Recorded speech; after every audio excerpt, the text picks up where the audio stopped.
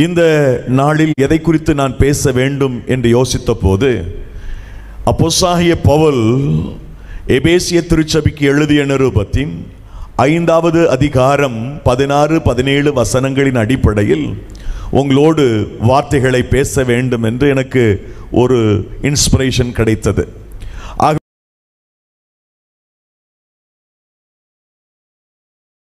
அதை மையப்படுத்தி உங்களோடு எனக்கு கொடுக்கப்பட்ட நேரத்திற்குள் என் தகப்பன் எனக்கு சூட்டிய பெயர் கைவல்யம்.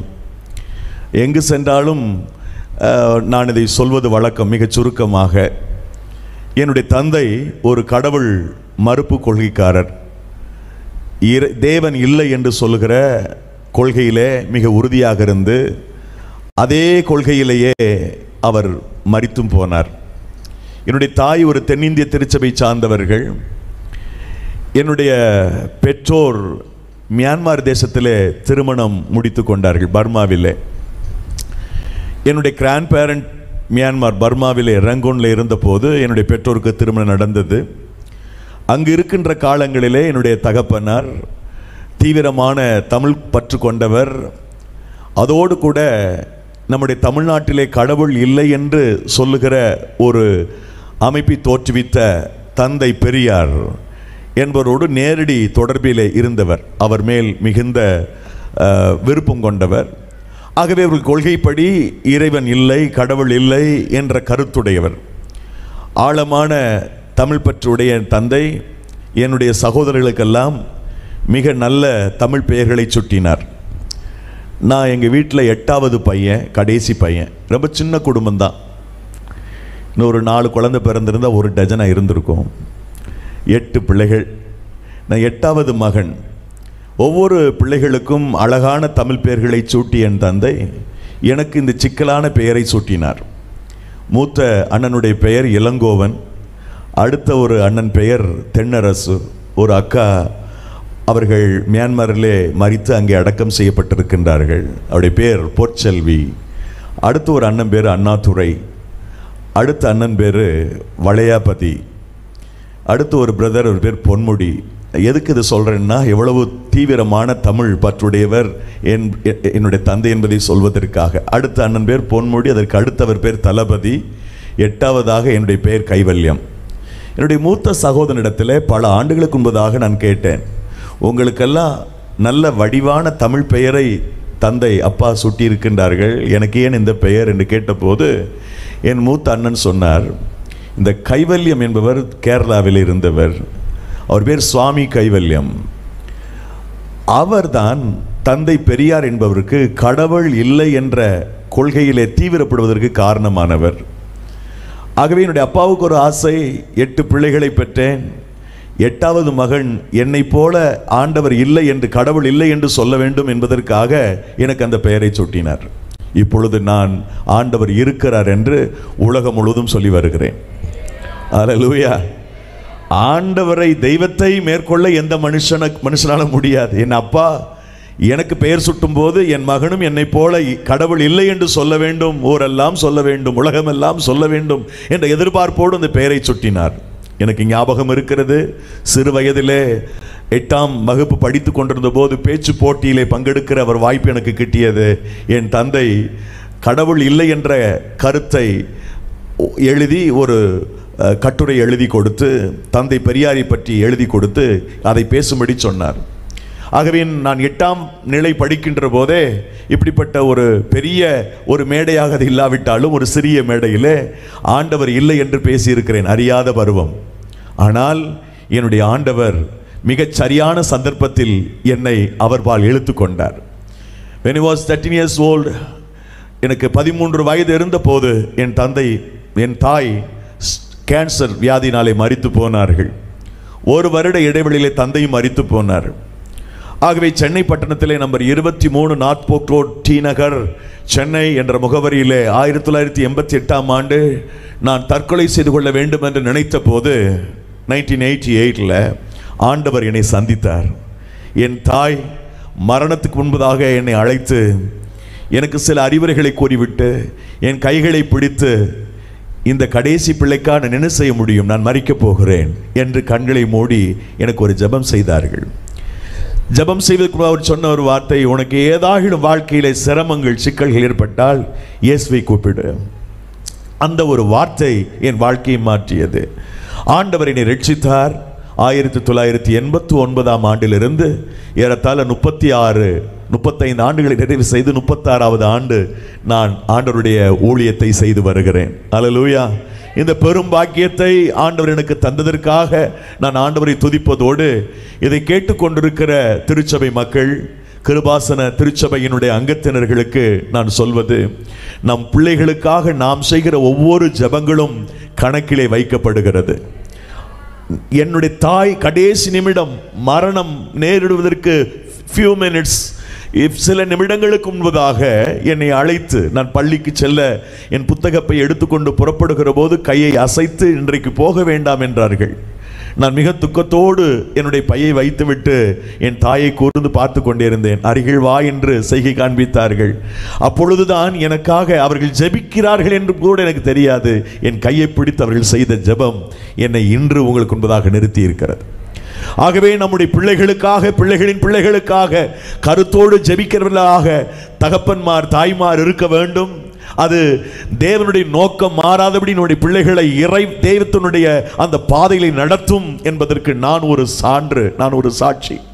இன்னும் கூட நான் அடிக்கடி சொல்வதுண்டு, என் பெற்றோர் உயிரோடு இருந்தால் கூட எனக்கு இத்தனை மேன்மையான ஒரு வாழ்க்கையை கொடுத்திருக்க முடியுமா என்றால் இல்லை. ஏசப்பா என்னுடைய தகப்பனாக, என் தாயாக வந்து என்னை ரட்சித்து அபிஷேகித்து பல மக்களுக்கு ஆசீர்வாதமாக என்னை மாற்றினார். ஆகவே நான் என்னை பற்றி இந்த few minutes எடுத்துக்கொண்டதற்காக பொறுத்து கொள்ளுங்கள், புரிந்து கொள்ள என்பதற்காக. ஒரு மனிதனை ரட்சிப்பது கர்த்தர். உலகத்தில் வந்து எந்த மனுஷனை பிரகாசிப்பிக்கிற ஒளியே அந்த மெய்யான ஒளி என்று வேதம் சொல்லுகிறது. அல்லேலூயா. ஒன்றும் அறியாத ஒரு ஏதிலியாக, தமிழிலே சொன்னால், சுத்த தமிழிலே சொன்னால் அகதி என்ற வார்த்தைக்கு சுத்த தமிழ் வார்த்தை ஏதிலி. அகதி என்ற அந்த பதத்திற்கு மற்றொரு தமிழ் வார்த்தை ஏதிலி. எதுவும் மற்றவன். பெற்றோரை இழந்து எதுவும் இல்லாத நிலையில் இருந்த என்னை அவர் தேடி வந்தார், அவருக்காக பயன்படுத்தினார். ஆகவே இந்த நாளிலே மீண்டும் ஒரு விசை நன்றி சொல்லுகிறேன் ஆண்டவரை நிறுத்தினதற்காக. அன்பிற்குரியவர்களே, நான் தனிப்பட்ட விதத்தில் இந்த கிருபாசனம் திருச்சபையினுடைய தலைவர்கள், போதக பிதாக்கள், அவர்கள் ஒவ்வொருத்தர் மேலும் எனக்கு நன்மதிப்பு உண்டு. இந்த சபையினுடைய டெடிகேஷன், கொள்கையிலே சற்றும் மாற்றம் இல்லாமல் இந்த திருச்சபை இயங்கிக் கொண்டிருக்கிறது. தமிழகத்தில் தமிழ் உறவுகளுக்கு நடுவில் பல சபைகள் வட இந்திய பகுதியில் இருக்கிறதை நான் அறிவேன். இந்த கொள்கை தேவன் வகுத்து கொடுத்த உபதேசங்களிலே சமரசம் செய்து கொள்ளாமல் இந்த திருச்சபை காலங்களை கடந்து இன்றும் இயங்கிக் கொண்டிருக்கின்ற சொன்னால் இது கிருபாசனத்திற்கு கற்றுக் கொடுத்திருக்கிற மிகப்பெரிய கிருபை. அல்லேலூயா. நிச்சயமாக இன்னும் இந்த திருச்சபை மக்கள் தேவனுடைய கிருபையிலே வளர என் வாழ்த்துக்களும் ஜெபங்களும். இப்பொழுது இந்த வசனத்தை யாராவது ஒருவர், நாட்கள் பொல்லாதவைகளானதால் காலத்தை பிரயோஜனப்படுத்துங்கள், ஆகையால் மதியற்றவர்களாக நீங்கள் இராமல் கர்த்தருடைய சித்தம் இன்னதென்று அறிந்து கொள்ளுங்கள். நாட்கள் பொல்லாதவைகளானதால் காலத்தை பிரயோஜனப்படுத்துங்கள். நமக்கு ஆண்டவர் தந்திருக்கிற காலம் பொல்லாத காலம். வெளிப்படுத்தின விசேஷம் 10வது அதிகாரம் 6வது வாக்கு சொல்கிறது, இனி காலம் செல்லாது. நாம் இன்றைக்கு ஜீவனோடு உயிரோடு இருக்கிறோம் என்று சொன்னால் அது ஆண்டவர் நமக்கு பாராட்டி இருக்கிற மிகப்பெரிய கிருபை. சில ஆண்டுகளுக்கு முன்னதாக தொற்று நோய் வந்தது, கொரோனா தொற்று நோய். உலகம் எங்கும் இருக்கிற மக்கள், லட்சக்கணக்கான மக்கள், கோடிக்கணக்கான மக்கள் காலத்துக்கு முன்னே மாண்டு போனார்கள். ஏன்? நம்முடைய உறவுகள் அநேகர் இன்று இல்லை நம்மோடு. கொரோனா வந்தபோது அநேகர் மாண்டு போனார்கள், மரித்து போனார்கள். நாம் இன்றைக்கும் ஜீவனோடு இருக்கிறோம். அல்லேலூயா. அவர்களெல்லாம் பாவிகள், ஆகவே எடுத்துக்கொள்ளப்பட்டார்கள். நாம் எல்லாம் சுத்தவான்கள், பரிசுத்தர்கள் என்பதனால் அல்ல. நாம் ஜீவனோடு இருப்பது ஆண்டவருடைய அளவிட முடியாத கிருபை. அல்லேலூயா சொல்லுங்கள். நான் உயிரோடு இருப்பது ஆண்டவருடைய அளவிட முடியாத கிருபை. இந்த கிருபையாக தேவன் தந்திருக்கிற காலத்தில் நாம் இனி ஆண்டவருக்கு என்ன செய்ய வேண்டும் என்பதுதான் இன்றைக்கு நான் உங்களோடு பேசக்கூடிய சத்தியம். சில மாதங்களுக்கு முன்பதாக இந்திய தேசத்தினுடைய மிகப்பெரிய கோடீஸ்வரரில் ஒருவர் மாண்டு போனார். பல தொழில்களை நிர்வகித்து இன்றைக்கும் இந்திய தேசத்தினுடைய பொருளாதாரத்தில் முக்கிய பங்கு வகித்த அந்த மனிதர் மிகவும் நல்ல மனிதர். அவருக்கு குழந்தைகள் இல்லை. அவர்கள் குண்டூசியிலிருந்து கடப்பாறை வரைக்கும் எல்லா பொருட்களையும் உற்பத்தி செய்கிறவர்கள். இந்த இந்திய பொருளாதார நிலைகளை நிர்மாணிக்கக்கூடிய அளவிற்கு அவர்கள் ஆதிக்கம் உள்ளவர்கள். அவர் பேர் ரத்தன் டாடா. கோவிட் டைமில் இந்த டாடா குழுமத்தினுடைய சிஸ்டர் கன்சர்ன், அவருடைய அந்த குழுமத்தினுடைய மற்றும் பல்வேறு அமைப்புகள், அதில் இருக்கக்கூடிய சிஇஓ, முக்கியஸ்தர்கள், அதை நிர்வகிக்கிறவர்கள் எல்லாம் அவருக்கு நிறைய மின்னஞ்சல் அனுப்பினார்கள். இந்த குழுமம் இத்தனை கோடி லாஸ் ஆயிடுச்சு கொரோனாவினால. உங்களுக்கு தெரியுமா, பல தொழிற்சாலைகள் மூடப்பட்டன கோவிட் டைமில். ஆகவே டாட்டாவும் அதற்கு விதிவிலக்கல்ல. அவருடைய பல்வேறு குழுமங்களிலே நஷ்டம் ஏற்பட்டது. மின்னஞ்சல் வந்து கொண்டே இருந்தது, இத்தனை கோடி நஷ்டம், இத்தனை கோடி நஷ்டம். அவர் அந்த கோவிட் கடந்து போகிற அந்த அந்த அந்த கொடூர காலங்கள் முடிகிற அந்த தருணத்தில் மும்பைக்கு முக்கியமான அப்படிப்பட்டவர்களை அழைத்து அவர் உள் அரங்கத்திலே பேசினார்.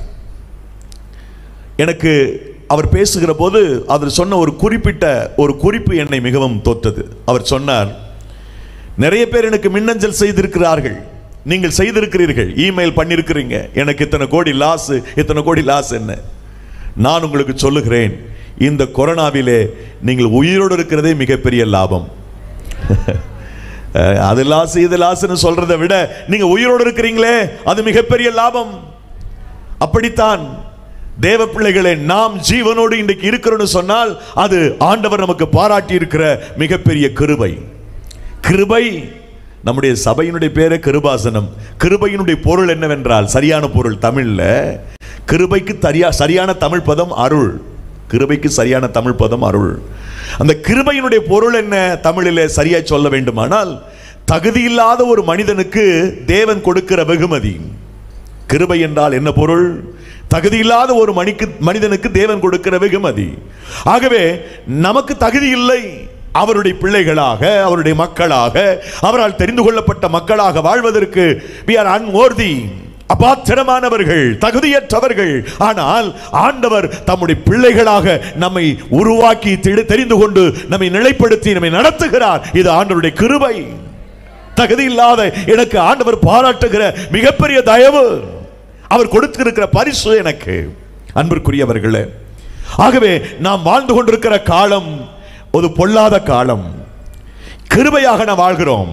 ஒருவேளை நாளை இந்த உலகம் நிற்குமா? நாளைக்கு நான் உயிரோடு இருப்பேனா? we don't know. நமக்கு அது தெரியாது. நமக்கு கிருபையாக ஜீவனை கொடுத்து நம்ம இந்த பூமியிலே வாழ வைத்திருக்கிறவருக்கு நாம் என்ன செய்ய வேண்டும்? இந்த பொல்லாத காலத்திலே நாம் என்ன செய்ய வேண்டும்? அதுதான் இன்றைய செய்தி. நான் என்ன செய்ய வேண்டும்? ஒரு ஆவிக்குரிய மனுஷனாக, மனுஷியாக, தேவ பிள்ளையாக நான் செய்ய வேண்டிய காரியம் என்ன? யாராவது சொல்ல முடியுமா? பிரதர், பாஸ்டர், நான் இன்னும் ஒரு 60 ஆண்டுகள் இருப்பேன், 70 வயது வரைக்கும் இருப்பேன், ஏன் 100 வயசு வரைக்கும் நான் இருப்பேன், நான் இப்பெல்லாம் போக மாட்டேன், கர்த்தரனே கூப்பிட மாட்டாரு அப்படின்னு உறுதியா சொல்ல முடியுமா? ஒருவேளை பரிசுத்தவான்களுக்கு வெளிப்படுத்தினால் அவர்கள் சொல்லலாம், தேவ மனிதர்கள் 90 வயதில் நான் மரிப்பேன். அப்படி நிறைய பரிசுத்தவான்கள் கரெக்டா அவங்க மரிக்கிற டைம், நேரம், காலத்தை முன்குறிச்சு மரிச்சிருக்கிறாங்க. எனக்கு தெரியும், நிறைய சாட்சிகளை நான் வாசித்திருக்கிறேன், அறிகிறேன். பெரும்பகுதியான மக்கள் நமக்கு தெரியாது எப்போது நம்முடைய மரணம் இருக்கும் என்று. ஒரு கற்பனையான கதை அது. பொதுவாக உலகத்துக்கு, சபைக்கு வெளியில உலக மக்கள் ஒரு மனுஷனை பிடிக்கிறதுக்கு யமன் வருவான்னு சொல்லுவாங்க இல்லையா? நம்முடைய நம்பிக்கை ஆண்டவர் தூதர்களை அனுப்பி நம்ம என்ன செய்வார்? எடுத்துக்கொள்வார். அவர்கள் நம்பிக்கை ஒரு தூதன் வருவான், யம தூதன் வருவான். ஒரு நாள் அவன் வந்தானா, ஒரு பெரிய லிஸ்ட் எடுத்துக்கிட்டு முதல் பேர் ஒரு ஆளை பார்க்க வந்திருக்கான். எப்பா, நீ தான் முதல் ஆள், கிளம்பு போலாம், உன் சாப்டர் க்ளோஸ், இன்னையோட உன்னுடைய ஆயுசு நாட்கள் முடிகிறது, நீ கிளம்புன்னு சொன்னானா. அவனுக்கு ஒரே பதஷ்டம், கவலை. இவ்வளவு குயிக்காவா கூப்பிடுறீங்க? ஐயா, 1 வருஷம் டைம் கொடுங்க, நான் சில காணியெல்லாம் ரிஜிஸ்டர் பண்ண வேண்டியிருக்குது, வீடு கட்ட வேண்டியிருக்குது, பிள்ளைகளுக்கு திருமணம் இருக்குது, ஒரு ஆண்டு கழிச்சு என்னை கூப்பிட்டுக்கோங்கன்னு சொன்னான். அவன் சொன்னா இல்லை குறிச்சது தான், உடனே கிளம்பு. மறுபடியும் ரிக்வஸ்ட் பண்ணா 6 மாசம் டைம் கொடுங்க. முடியாது. 1 மாசம் முடியவே முடியாது. ஐயா சரிங்க, 1 வாரம் கழிச்சு என்னை கூப்பிடுங்க. முடியாது. சரி, 1 நாள் முடியவே முடியாது, கிளம்பு, உன் டைம் முடிஞ்சு போச்சுட்டான். அவன் கடைசியா ரிக்வஸ்ட் பண்ணா, சரிங்க ஒரு காஃபி போட்டு சாப்பிட்டு போகலாமா அப்படின்னு கேட்டான். நீங்கள் என்னை பார்த்து கேட்குறீங்க, கேட்குற மாதிரி இருக்கு. என்ன கதை விடுறியா? அது கதை தான், இந்த கருத்தை நான் சொல்லணும் உங்களுக்கு. சரி காஃபி போடு, எனக்கு ஒரு காஃபி போடுன்ட்டான். யாரு? அந்த மேலேருந்து வந்த எமதூதன். அவன் காஃபி போடும்போது இந்த ஆள் என்ன பண்ணிட்டான், யமனுக்கு போட்ட காஃபியில் நிறைய தூக்க மாத்திரையை கலந்துட்டான். குடிச்சான். அவன் குடிச்சு கொஞ்ச நேரத்தில் மயங்கிட்டான். அந்த பேப்பர் வச்சிருந்தா பாருங்க லிஸ்ட்டு, அதில் அவன் தூங்கின உடனே மேலே இருக்கிற தான் பேர் அடிச்சுட்டு கடைசி எழுதிட்டான். ரொம்ப நேரம் கழிச்சு அந்த ஆள் எழுந்தான். அந்த உயிர் எடுக்க வந்த ஆள் எழும்புனவன் சொன்னா, எப்பா மானுடா, எத்தனையோ பேரை பார்த்துருக்கிறேன், உன்னுடைய உபசரிப்பு மெய்சிலுக்க வச்சிருச்சுப்பா. என் உயிரை எடுக்க வந்த எனக்கே காஃபி போட்டு கொடுத்து உபசரிச்சிருக்கிற, அதனால ஒரு காரியம் செய்கிறேன், நான் லிஸ்ட்டில் கீழே இருந்து வர்றேன் அப்படின்னாவன். எத்தனை பேருக்கு புரியுது? என்ன இந்த ஸ்டோரி சொல்ற கருத்து என்னன்னா, ஆண்டவர் உங்களுக்கு ஃபிக்ஸ் பண்ணிட்டாருன்னா போய் சேர வேண்டியதுதான். நீங்க எப்படி மாத்தி எழுதுனா என்னன்னு செஞ்சாலும் ஒன்றும் கதைக்கு ஆகாது. அவர் இந்த டைம்ல நம்மளை எடுத்துக்கணும்னு பிளான் பண்ணிட்டாருன்னா போய் சேர வேண்டியதுதான். ரீஅப்பீல் பண்ண முடியாது. எசேக்கியா மாதிரி 1-2 காரியங்கள் வேதாகமத்தில் இருந்தால் கூட எல்லாருக்கும் அது ஏற்புடையதாக இருக்காது. அப்போ நம்முடைய வாழ்க்கை எப்போ முடியும்னு யாருக்கும் தெரியாது. இப்போ நம்ம கையில கொடுத்திருக்கிற இந்த காலங்கள், இந்த நேரங்கள் ஆண்டவர் கிருபையாக உங்களுக்கு எனக்கும் தந்திருக்கிற காலங்கள். ஒரு பெரிய ஒரு அறிஞன் சொன்னான், நாட்களை வீணாக்குவது போன்ற சுலபமான காரியம் வேறு எதுவும் இல்லை, நாட்களை வீணாக்காமல் இருப்பது போன்ற கடினமான ஒரு காரியம் வேறு எதுவும் இல்லை என்று சொன்னான். ரொம்ப எளிதா நாட்களை வீணாக்குகிறோம். தேவ பிள்ளைகளே, குறிப்பாக வாலிப தம்பி தங்கைகளுக்கு நான் சொல்லுகிறேன், ஆண்டவர் கிருபையாக உங்களுக்கு காலங்களை கொடுத்திருக்கிறார். ஸ்பிரிச்சுவலா நீங்க ஆண்டவருக்கு செய்ய வேண்டிய காரியங்களை துரிதப்படுத்துங்கள். அபிஷேகத்தில் நீங்கள் நிரம்புவதற்கு நேரம் எடுங்கள். வேதத்தை வாசிப்பதற்கு நேரம் எடுங்கள். அதுபோக மற்ற உலக காரியங்களிலே ஆண்டவர் கொடுத்திருக்கிற திறமை தாளந்துகளை பயன்படுத்தி இந்த பூமியில் அவருக்கு மகிமையை வாழ முயற்சி செய்யுங்கள். நாட்களை தயவு செய்து வீணாக்கி விடாதிருங்கள். நாட்கள் மிக அற்புதமான தெய்வத்தினுடைய கரத்திலிருந்து நமக்கு கிடைக்கின்ற ஈவு, அது கொடை. நீங்களும் நானும் ஜீவனோடு இருப்பதற்கு அவர் தந்திருக்கிற வருடங்கள், அவர் நமக்கு தந்திருக்கிற பரிசு. ஒரு மிகப்பெரிய ஒரு அச்சீவர் தமிழ்நாட்டில், அந்த மனிதர் ஒரு கூட்டத்தில் இப்படி பேசினார். காலத்தை பற்றி பேசும்போது, ஒரு வருடத்தினுடைய மதிப்பை தெரிந்து கொள்ள வேண்டுமானால் பொது தேர்வு எழுதி தேர்ச்சி பெறாமற் போகிற மாணவனை கேட்க வேண்டும். ஒரு வருடத்தினுடைய மதிப்பை அவன் தான் சொல்ல முடியும். ஒரு மாதத்தினுடைய மதிப்பை தெரிந்து கொள்ள வேண்டுமானால் கொர மாதத்தில் குழந்தையை பெற்றெடுத்து அந்த குழந்தையை தவிக்க விட்டு நிற்கிறாள் இந்த தாய், அந்த குழந்தையை பெற்றெடுத்த தாய், அவள்கிட்ட தான் கேட்கணும் ஒரு மாதத்தினுடைய மதிப்பு. ஒரு வாரத்தினுடைய மதிப்பை தெரிந்து கொள்ள வேண்டுமானால் ஒரு வார பத்திரிகை நடத்துகிற வாரப்பத்திரிகை ஆசிரியனை கேட்க வேண்டும். ஒரு வாரத்தினுடைய மதிப்பு அவனுக்கு தான் தெரியும். ஒரு நாளுடைய மதிப்பை தெரிந்து கொள்ள வேண்டுமானால் தினக்கூலி செய்கிறானே, டெய்லி வேலைக்கு போனா தான் சாப்பிட முடியும். தினக்கூலி வாங்குகிற அந்த அனுதினம் வேலை செய்து கூலி பெறுகிற அந்த மனிதனிடத்தில் கேட்க வேண்டும் ஒரு நாளினுடைய மதிப்பு. ஒரு 10 நிமிடத்தினுடைய மதிப்பை தெரிந்து கொள்ள வேண்டுமானால் உயிருக்கு உயிராய் காதலிக்கக்கூடிய காதலர்கள் சபைக்கு வெளியில் அப்படி நிறைய வாலிபர்கள் சுத்தி அலைகிறார்கள். அவளுக்கு தெரியும் 10 நிமிஷத்தினுடைய மதிப்பு. ஒரு நிமிஷத்தினுடைய மதிப்பை தெரிந்து கொள்ள வேண்டுமானால் போக வேண்டிய ட்ரெயினை தவற விட்டு நிற்கிறானே அந்த பயணி, அவன்கிட்ட கேட்க வேண்டும் ஒரு நிமிஷத்தினுடைய மதிப்பு. ஒரு நிமிஷம் போயிருந்தா அந்த ட்ரெயினை பிடிச்சிருப்பேன். ஒரு செகண்டுடைய மதிப்பை தெரிந்து கொள்ள வேண்டுமானால் ஆக்சிடென்டில் அகப்பட தெரிந்து தெய்வாதீனமாக தப்புவிக்கப்பட்டிருக்கிறானே அல்லது காப்பாற்றப்பட்டானே அந்த வழிபோக்கிடத்தில் கேட்க வேண்டும் ஒரு செகண்டுடைய மதிப்பு. ஒரு செகண்ட் நேரம் செத்திருப்பேன். ஒரு மில்லி செகண்டுடைய மதிப்பை தெரிந்து கொள்ள வேண்டுமானால் ஓட்ட பந்தயத்தில் ஓடி தங்க பதக்கம் பெறுவதற்கு முயற்சித்து 0.32 தோற்று போகிற ஒரு ஓட்டப்பந்தய வீரனை கேட்க வேண்டும் ஒரு மில்லி செகண்டுடைய மதிப்பு. ஒரு மைக்ரோ செகண்டுடைய மதிப்பை தெரிந்து கொள்ள வேண்டுமானால் ஒரு சூப்பர் கம்ப்யூட்டர் இயக்குகிற ஒரு விஞ்ஞானியை கேட்க வேண்டும். ஏனென்றால் ஒரு சூப்பர் கம்ப்யூட்டர் ஒரு மைக்ரோ செகண்ட்ல 16,000 கணக்கை போட்டு முடித்து விடுகிறது என்று கணனி வல்லுநர்கள் சொல்லுகிறார்கள். இப்படி அவர் காலத்தினுடைய அவசியத்தை பேசிக்கொண்டே சென்றார். சில ஆண்டுகளுக்கு முன்பதாக நான் என்னுடைய மனைவியும் அமெரிக்க ஐக்கிய தேசத்தில் இருக்கிற ஹூஸ்டன், டெக்சாஸ் மாகாணத்தில் ஹூஸ்டன் பட்டணத்தில் இருந்தோம். அங்கே என்னுடைய அண்ணன் முறை அவர் சொன்னார், நாசா பக்கத்தில் இருக்கு, பார்க்கலாமான்னு கேட்டார். ஓ, கண்டிப்பா போகலாம். அங்கே உள்ளே சென்றால் எல்லாம் மைக்ரோ செகண்ட் கணக்கு தான், கால்குலேஷன். ஒரு குறிப்பிட்ட தூரம் வரைக்கும் அந்த விண்வெளி ஆய்வகத்தை ஆய்வு நிலையத்துக்குள்ளே நாம் போகலாம், பார்வையிடலாம். அங்கே அப்போலோ விண்கலம் மாதிரி விண்கலம் வைக்கப்பட்டிருக்கும். அந்த கால்குலேஷன் அதெல்லாம் அந்த வெளியிலிருந்து பார்க்க முடியும். அவர்கள் ஒவ்வொரு மைக்ரோ செகண்ட் கணக்கில் வச்சிருக்கிறாங்க. அதனாலதான் அமெரிக்க ஐக்கிய தேசத்தினுடைய நாசா, பென்டகன் இவர்கள் உலகத்திலே சிறந்த ஆய்வாளர்களாக இருக்கிறார்கள். நிறைய அச்சீவ் பண்றாங்க விண்வெளி ஆராய்ச்சியில. இதெல்லாம் உலகத்தில் இருக்கின்ற காரியங்கள். தேவனுடைய மக்கள், கர்த்தருடைய பிள்ளைகள், நாம் அப்படி காலத்தை வரையறுத்து வைக்கிறோமா? காலத்தினுடைய அவசியத்தை, காலத்தினுடைய முக்கியத்துவத்தை நாம் அறிந்திருக்கிறோமா? சற்று யோசித்து பாருங்கள். ஆகவேதான் பவுலடிகள் மிக அழகாய் சொல்லுகிறான், அன்பு பிள்ளைகளே, நாட்கள் பொல்லாதவைகளானதால் காலத்தை பிரயோஜனப்படுத்துங்கள். உங்களுக்கு ஆண்டவர் தந்திருக்கிற இந்த காலங்களை பயன்படுத்துங்கள், பயனுள்ளதாக மாற்றுங்கள். அந்த வசனத்தை வாசித்த பிறகு இரண்டாவது வசனத்தை பாருங்கள். 16வது வசனத்தில் காலத்தை பற்றி இருக்கிறது. 17வது வசனத்தில் என்ன வாசிக்கின்றோம்? நீங்கள் மதியற்றவர்களாயிராமல்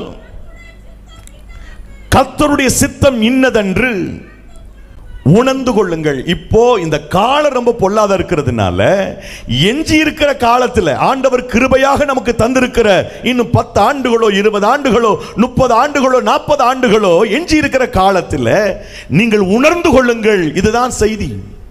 என்ன உணர்ந்து கொள்ளுங்கள்? தேவனுடைய சித்தத்தின்படி தான் வாழ்கிறேனா? என்னுடைய வாழ்க்கை, என்னுடைய தொழில், என்னுடைய ஜாப், என்னுடைய மினிஸ்ட்ரி, என்னுடைய தெய்வீக காரியங்கள் தேவ சித்தத்தின்படி இருக்கிறதா என்பதை ஆய்வு செய்யுங்கள். செக் யுவர்செல்ஸ். உங்களை நீங்களே ஆய்வுக்குட்படுத்துங்கள். என் அன்பு சகோதர சகோதரிகளே, பரிசுத்தவான்களே, பரிசுத்தவாட்டிகளே, ஆண்டவர் இன்றைக்கு ஆவியானவர் உங்களை பார்த்து கேட்கிறார், உங்களுடைய பாதை என் சித்தத்தை மையப்படுத்தி இருக்கிறதா? உங்கள் வாழ்க்கை தேவ சித்தத்தின்படி இருக்கிறதா என்பதை ஆய்வுக்குட்படுத்தி பாருங்கள், யோசித்து பாருங்கள். இயேசு இந்த பூமியிலே அவதரித்தது பிதாவுடைய சித்தத்தை செய்யும்படி. இந்த பூமியிலே அவர் பிறந்தது தேவனுடைய சித்தத்தை செய்யும்படி இந்த பூமியிலே வந்து அவதரித்தார். According Psalm chapter 40 verse number 7, Hebrew chapter 10 verse number 7, சங்கீதம் 47, எபிரேயர் 10:7 வசனங்களை ஞாபகத்தில் வைத்துக் கொள்ளுங்கள். புஸ்தக சுருளில் எழுதியிருக்கிறபடி பிதாவுடைய சித்தம் செய்வதற்காக கர்த்தராகிய இயேசு கிறிஸ்து பூமியிலே மனிதனாக அவதரித்தார். அவர் பிறந்தது பிதாவுடைய சித்தத்தின்படி செய்வதற்காக.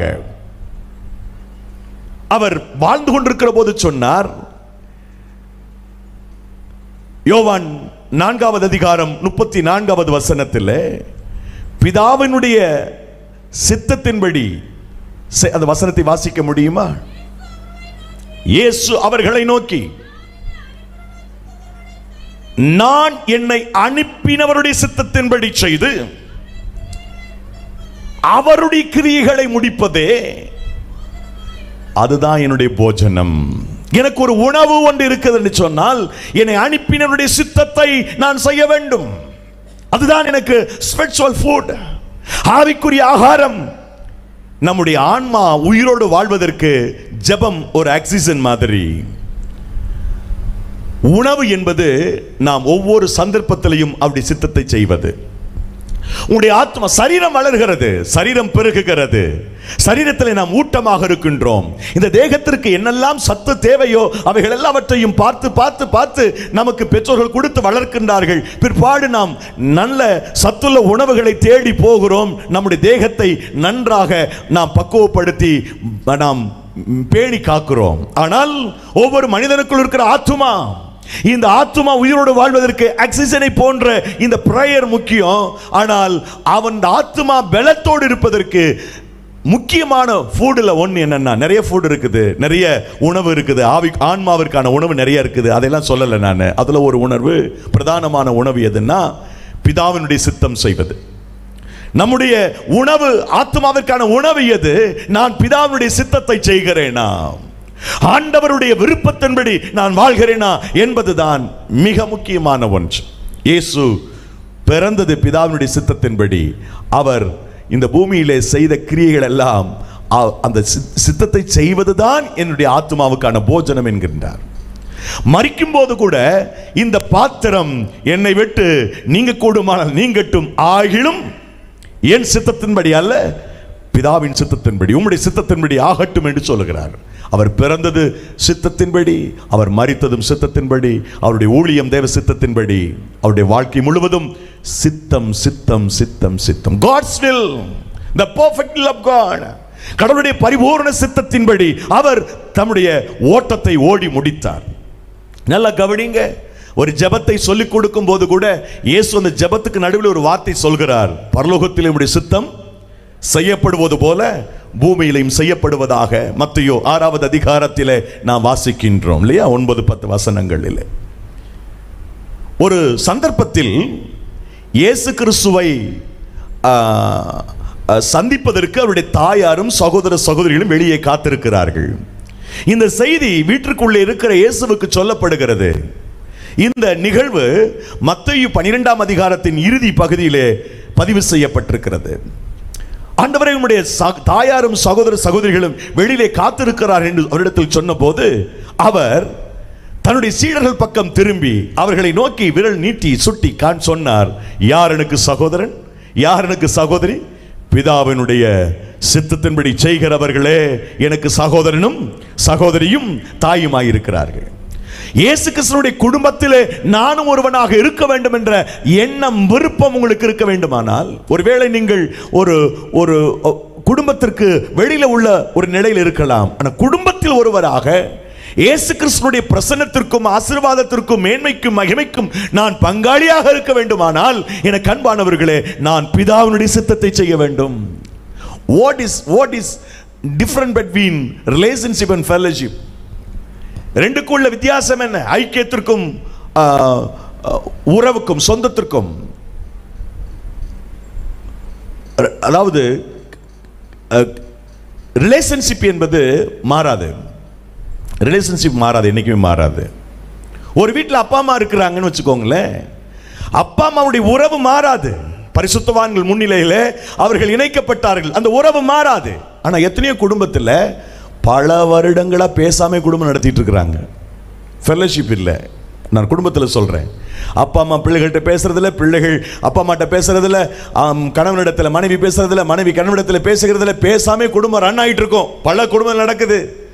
சிலருக்கு ஒரு வாரம் கூட அப்படி பேசாம குடும்பம் போகும், சிலருக்கு 2 மாசம் 3 மாசம், ஏன் வருஷ கணக்கில் பேசாம இருந்த தம்பதிகளை நான் சந்திச்சிருக்கிறேன். எனக்கு வயது சிறு வயது தான், ஆனால் என்னுடைய சிறிய வயதில் பல குடும்பங்களை நான் சந்திக்கிறதுக்கான வாய்ப்பு கிடைக்கிற போது அப்படிப்பட்ட ஒரு சில குடும்பங்கள் ஞாபகத்துக்கு வருகிறது. ஒரு பெரியவர் சொன்னார், அவர் பேர் தங்கச்சாமி. பூமியில் அவர் இல்லாதனால பேரை சொல்றேன், பரலோகத்துக்கு போயிட்டார். அவர் கத்தோலிக்க மார்க்கத்தை சேர்ந்தவர். ஒரு நாள் மிகுந்த கண்ணீரோடு எனக்கு சொன்னார், பாஸ்டர் உங்களுக்கு தெரியுமா, நானும் ஒய்ஃபும் பேசி 32 வருஷம் ஆச்சுன்னார். 32 வருஷமா பேசாம குடும்பம் நடத்த முடியும்? வயதானவர். 32 ஆண்டுகளாக பேசாம எப்படி குடும்பம் நடத்தினார்கள்? நடத்துறாங்களே. ரிலேஷன்ஷிப் மாறல. இவருக்கு அந்த அம்மா தான் மனைவி, அந்த அம்மாவுக்கு இவர் தான் கணவன், அது மாறவே மாறாது. What about fellowship with them? அவர்களுக்குள் இருக்கக்கூடிய அந்த ஐக்கியம் என்னவாயிற்று? நிறைய பேருடைய லைஃப்ல நமக்கும் தேவனுக்கும் ஐக்கியம் இல்லாமல் போகிறதற்கான காரணம் நாம் அவருடைய நோக்கத்தை புரிந்து கொள்ளாமல் இருப்பது. நீங்கள் அவருடைய குடும்பத்திலே ஒருவராக இருக்க வேண்டுமானால் அவருடைய சித்தத்தை செய்கிறவர்களாக இருக்க வேண்டும். யார் எனக்கு சகோதரன், யார் எனக்கு சகோதரி, யார் எனக்கு தாய்? பிதாவினுடைய சித்தத்தின்படி செய்கிற இவர்களே எனக்கு சகோதரனும் சகோதரியும் தாயுமாய் இருக்கிறார்கள். இவர்களே எனக்கு சகோதரன், இவர்களே எனக்கு சகோதரி. நம்மை அவர் சொந்தம் கொண்டாடுகிறார். எப்போது? நீங்கள் தேவனுடைய சித்தத்தின்படி செய்கிற போது, நீங்கள் தேவனுடைய விருப்பத்தின்படி செய்கிற போது அவர் உங்களை தன்னுடைய குடும்பத்தில் ஒருவராக நினைக்கின்றார்.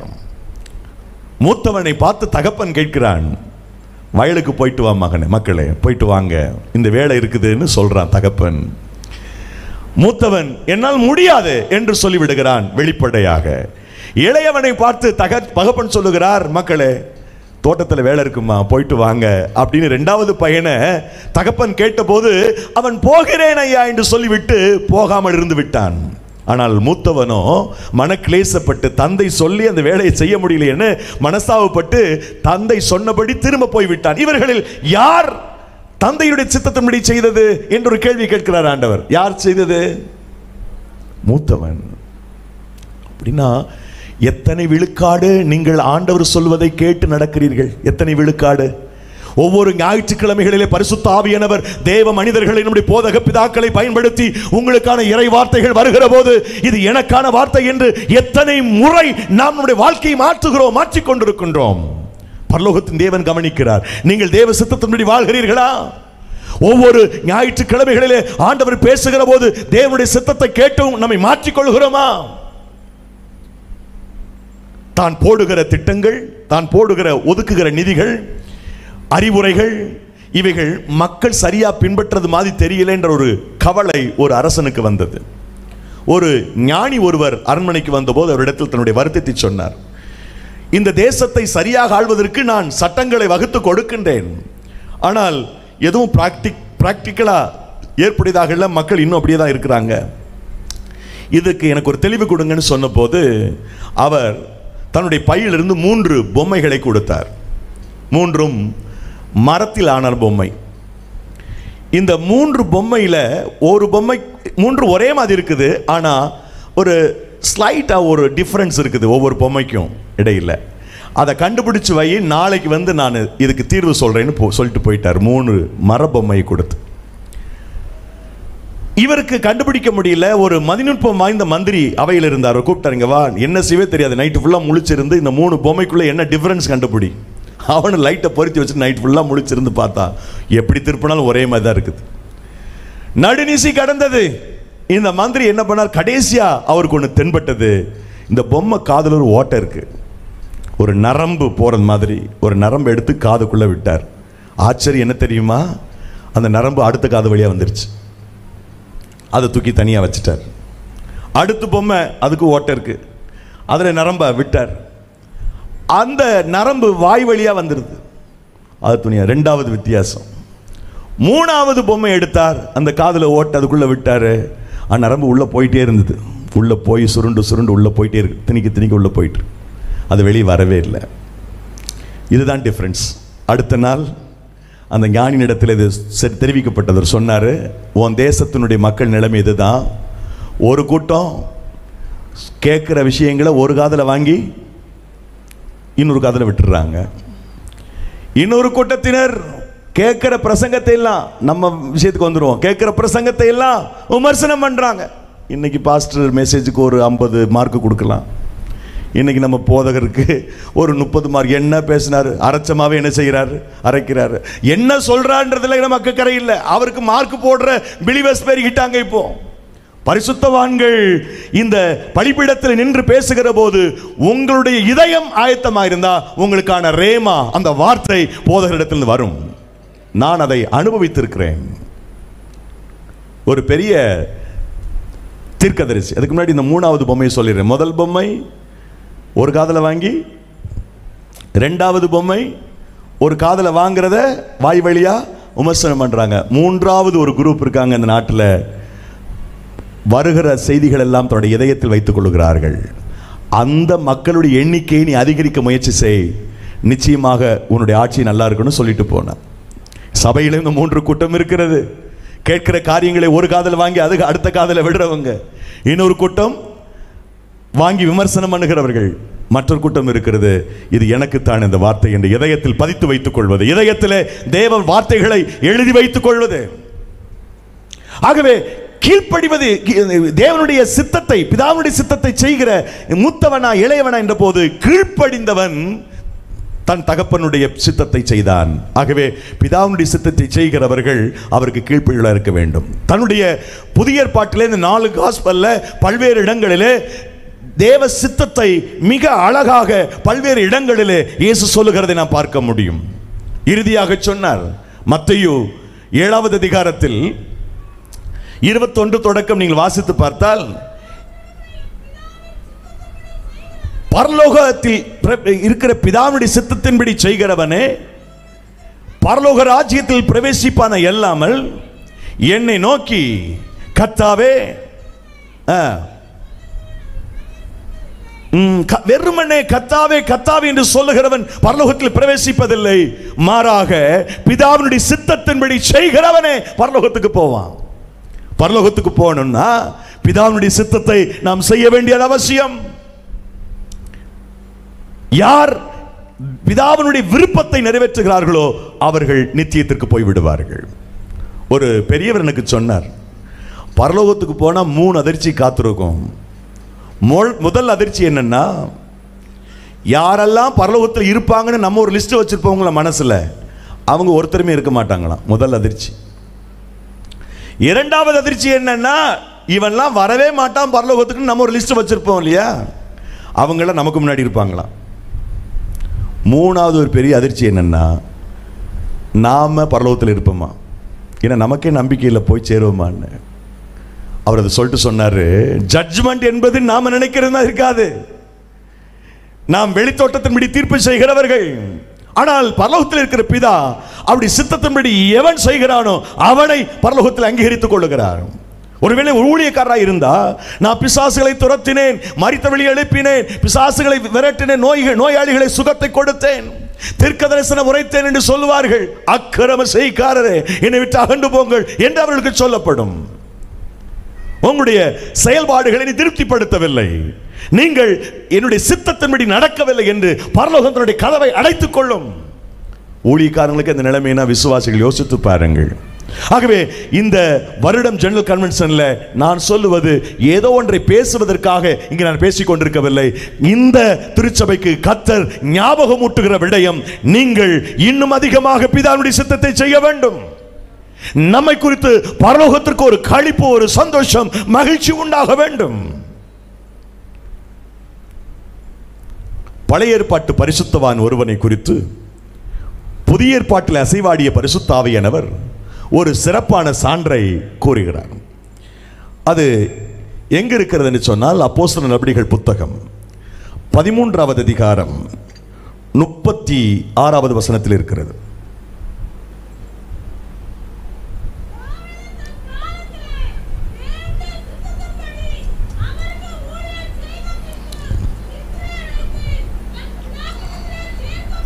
போதும். தாவீதை பற்றி புதிய ஏற்பாடு ஒரு சான்று பகருகிறது. என்ன சான்று? தன் காலத்திலே வாழ்ந்தபோது தாவீது தேவனுடைய சித்தத்தின்படி ஊழியம் செய்தான் என்று எழுதப்பட்டிருக்கிறது. தாவீது தேவனுடைய சித்தத்தின்படி ஊழியம் செய்தான். ஊழியம் என்றால் போதகர்களுக்கு, முழுநேர ஊழியர்களுக்குரியது மாத்திரமல்ல. இயேசு கிறிஸ்துவின் இரத்தத்தால் கழுவப்பட்ட அத்தனை பேரும் புதிய ஏற்பாட்டு காலத்தில் ஊழியக்காரர்கள், ஊழியக்காரிகள். அபிஷேகத்தில் வித்தியாசம் உண்டு. போதக பிதாக்களை தேவன் வித்தியாசப்பட்ட விதத்தில் அபிஷேகித்து பிரதிஷ்டையோடு வாழும்படி அழைக்கிறார். ஆகவே அவர்கள் போதகர்களாக நமக்கு முன்பாக நிற்கிறார்கள். ஆனால் புதிய ஏற்பாட்டு சத்தியத்தின்படி நம் அனைவருமே தேவனுடைய ஊழியக்காரர்கள். பழைய ஏற்பாட்டு வசனம் ஒன்று இப்படி சொல்லுகிறது. லேவியராகமம் 25வது அத்தியாயம் 55வது வசனம். லேவியராகமம் 25:55. இஸ்ரவேல் புத்திரர் என் ஊழியக்காரர். கவனிங்க, இஸ்ரவேல் புத்திரர் என் ஊழியக்காரர். பழைய ஏற்பாட்டு காலத்தில் ஒட்டுமொத்த இஸ்ரவேல் மக்களையும் ஆண்டவர் எப்படி அடையாளப்படுத்துகிறார்? இவர்கள் என்னுடைய ஊழியக்காரர்கள். அக்கார்டிங் திஸ் வேர்ட், பழைய ஏற்பாட்டுடைய இந்த வசனத்தின்படி அன்றைக்கு வாழ்ந்த இஸ்ரவேலர்கள் தேவனுடைய ஊழியக்காரர் என்று சொன்னால், புதிய ஏற்பாட்டு காலத்தில் வாழ்ந்து கொண்டிருக்கிற ஆவிக்குரிய இஸ்ரவேலர்களாக இருக்கிற நாம் அனைவருமே அவருடைய ஊழியக்காரர்கள் தான். எப்படியும் வாழ்வதற்கு நாம் அழைக்கப்படவில்லை. இந்த உலகத்தில் பல திருச்சபைகள் இருக்கின்றன, பல்வேறு அமைப்புகள் இருக்கின்றன. நான் நம்புகிறேன், நான் வாழ்ந்து கொண்டிருக்கிற காலத்தில் அன்பான பரிசுத்தவான் தேவ மனிதர் சாதையாவை கர்த்தர் ஏற்படுத்தி அபிஷேகித்து வழி வழியாக இன்றைக்கு இருக்கிற நம்முடைய தலைவர் யோபையா வரைக்கும் இந்த கட்டமைப்பை அவர் உருவாக்கி இருக்கிறார் என்று சொன்னால் இந்த கிருபாசனத்தின் மேல் ஆண்டவருக்கு அளவிட முடியாத கிருபை இருக்கிறது. நாம் கவலைப்பட வேண்டிய ஒரு விடயம் எதுவென்றால், என் அன்பு சகோதர சகோதரிகளே, பெரியவர்களே, நான் பிதாவினுடைய சித்தத்தை செய்ய வேண்டும். தன் காலத்துக்குள்ளே வாழ்ந்தபோது தாவீது தேவனுடைய சித்தத்தின்படி வாழ்ந்து தன்னுடைய ஓட்டத்தை நிறைவு செய்தான். நாம் எப்படி முடிக்க போகிறோம்? நம்முடைய வாழ்க்கை ஓட்டத்தை எப்படி நிறைவு செய்ய போகிறோம்? எப்படி வாழ்க்கை ஓட்டம் நிறைவடைய போகிறது? பிதா மகிழ்ச்சி அடையும்படியா அல்லது பிதா துக்கப்படும்படியா? நீங்கள் இன்னும் அந்த அத்தியாயத்தில் 22வது வசனத்தை நீங்கள் வாசிக்கின்ற போது இன்னும் ஒரு விடயத்தை இங்கே சொல்லுகிறார். 13:22 அப்போஸ்தலர்.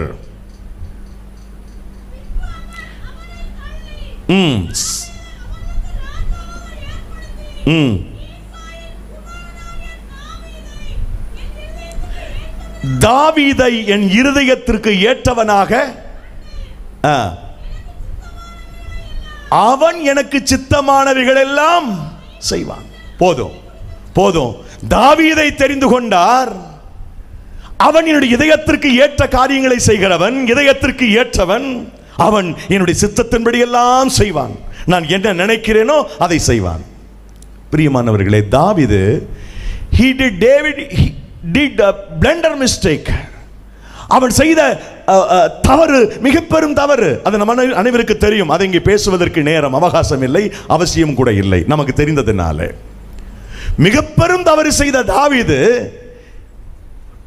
பல்வேறு காரியங்களிலே மெச்சிக்கொள்ளப்படுகிறான்.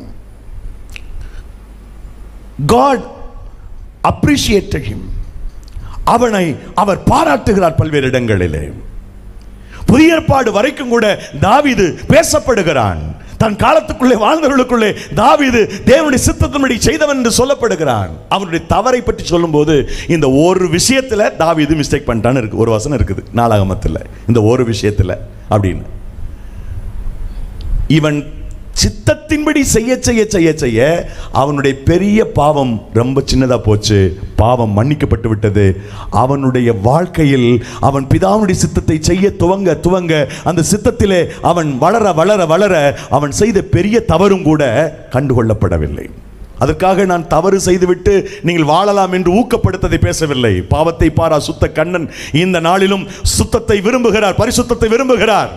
நாம் சுத்திகரித்துக் கொண்டு தேவனுக்காக இன்னும் பரிசுத்தமாய் வாழ அழைக்கப்பட்டிருக்கின்றோம்.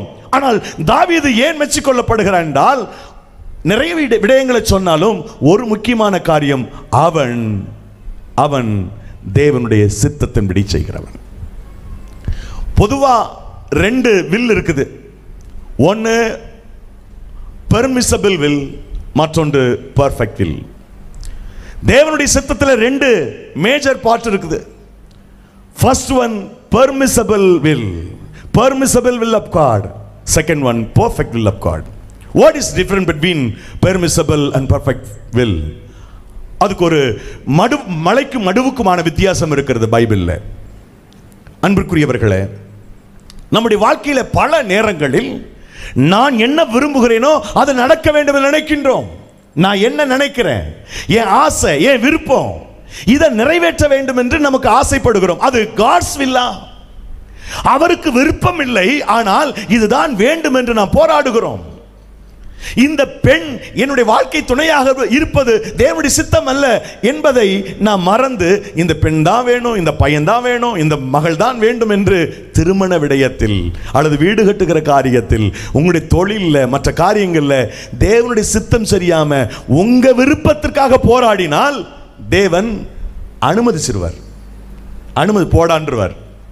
ஆனா என்ன ஆகும்னா அதுல பிரச்சனை இருந்துட்டே இருக்கும். நிறைய பேரோட லைஃப்ல நான் பார்க்கிறேன், அநேகர் தேவ பிள்ளைகள், இயேசு கிறிஸ்து இரத்தத்தினால் கழுவப்பட்டவர்கள், பரிசுத்தால் நிரப்பப்பட்டவர்கள், நன்றாக அந்நிய பாஷை பேசுகிறவர்கள், தேவனுடைய பரிபூர்ணமான சித்தத்தை விட்டு விலகி வெகு காலம் ஆயிற்று. 100க்கு அதிகமான சதவீதத்தை உடைய மக்கள் பெர்மிசபிள் வில்லில் இருக்கிறோம். அதை தேவன் அனுமதிக்கிறார். அதை நீங்க புரிஞ்சுக்கணுன்றதுக்காக சொல்றேன். 100 வயது வரைக்கும் காத்திருந்து சாராளோடு சேர்ந்து வாழ்ந்து 100 வயது வரைக்கும் சாராளோடு சேர்ந்து வாழ்ந்து காத்திருந்து ஒரு குழந்தையை பெற்றுக்கொள்வதுதான் பெர்ஃபெக்ட் வில் ஆஃப் காட். ஆபிரகாமை குறித்து அவசரப்பட்டு பாதியிலே ஆகாரை சேர்த்துக் கொண்டு இஸ்மவேலை பெற்றெடுப்பது பெர்மிசபிள் வில் ஆஃப் காட். புரியுதா நான் சொல்றது? அதையும் கர்த்தர் அனுமதித்தார். நான் திரும்ப சொல்லுகிறேன், பெர்மிசபிள் வில்லுக்குள்ள நீங்க இருந்தீங்கன்னா அங்கே பிரச்சனை இருக்கிறது, கஷ்டங்கள் இருக்கும், நீங்கள் வேதனை அடைய முடியும். ஆனால் பெர்ஃபெக்ட் வில்லுக்குள்ள போயிட்டீங்கன்னா ஒரு நாளும் பிரச்சனை இருக்காது. இரண்டாவது ஒரு உதாரணம் சொல்ல வேண்டுமானால் 19th chapter எக்ஸடஸ், மன்னிக்கணும், ஜெனிசியஸ், ஆதியாகமம் 19ஆம் அதிகாரத்தில் சோதோம் கோமோராவை தேவன் அழிப்பதற்கு முன்னதாக லோத்து நீதிமான இருந்தபடியினாலும் லோத்துவுக்காக அவனுடைய சித்தப்பா ஆபிரகாம் பரிந்து பேசினதினாலும் தேவதூதன் அவனுடைய கையை பிடித்து இழுத்து கொண்டு வந்து, அதோ தெரிகிறது அந்த மலைக்கு ஓடிப்போ என்று சொல்கிறார். அந்த மலைக்கு ஓடிப்போ என்பது பெர்ஃபெக்ட் வில் ஆஃப் காட். இந்த மலைக்கு ஓடிப்போ என்பது பெர்ஃபெக்ட் வில் ஆஃப் காட் இல்லை. அந்த மலைக்கு போறது ரொம்ப கஷ்டம், இந்த ஊர் ரொம்ப பக்கத்தில் இருக்குது, அருகாமையில் இருக்கிறது, அங்கே போய் கொள்ளுகிறேன் என்று இவன் ரீ அப்பீல் பண்ணது பெர்மிசபிள் வில் ஆஃப் காட். நீங்கள் சரியாக கவனிச்சதான் புரியும் நான் சொல்றது. ஒருவேளை தேவன் காண்பித்த அந்த மலைக்கு லோத்து போயிருந்தால் தேவன் அருவருக்கக்கூடிய, வெறுத்து ஒதுக்கக்கூடிய மோவாபியரும் அம்மோனியரும் இந்த பூமிக்கே வந்திருக்க மாட்டார்கள். தேவன் காண்பித்த மலைக்கு போயிருந்தால் அந்த மலையிலே அவனுடைய புதல்விகளுக்கான புருஷர்கள் அங்கே ஆயத்தமாக இருந்திருப்பார்கள், ஒரு பரிசுத்த கூட்டம் உருவாகி இருக்கும். அந்த பரிதாபம், தேவனுடைய அனுமதி சத்தத்துக்குள் நுழைந்தான். பெர்மிசபிள் போய் தொலைடான்ட்டார். அவருடைய சந்ததிகள் அருவருக்கப்பட்ட சந்ததிகளாக வேதாகமத்திலே புறக்கணிக்கப்பட்ட ஒரு சந்ததியாக இருக்கிறது. நீங்கள் பெர்ஃபெக்ட் வில்லில் வாழ்கிறீர்களா அல்லது பெர்மிசபிள் வில்லில் இருக்கிறீங்களா? Think about it. நீங்கள் யோசித்து பாருங்கள். நான் தேவனுடைய பெர்ஃபெக்ட் பரிபூர்ணமான சித்தத்தை செய்யும்படி நான் தேவனால் அழைக்கப்பட்டிருக்கிறேன். அதற்காக ஆண்டவர் என்னை தெரிந்து கொண்டிருக்கின்றார்.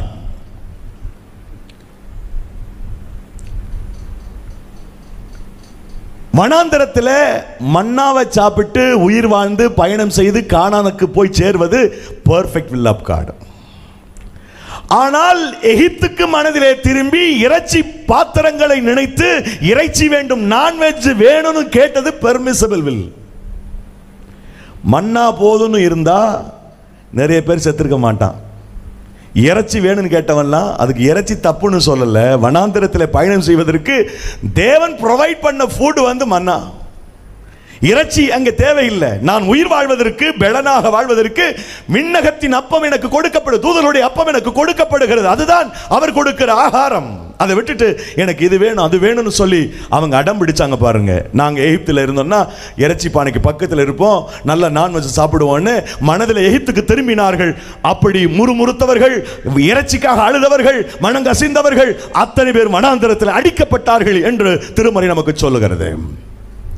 நீங்கள் பெர்மிசபிள் வில்லில் இருக்கிறீங்களா, பெர்ஃபெக்ட் வில்லில் இருக்கிறீங்களா?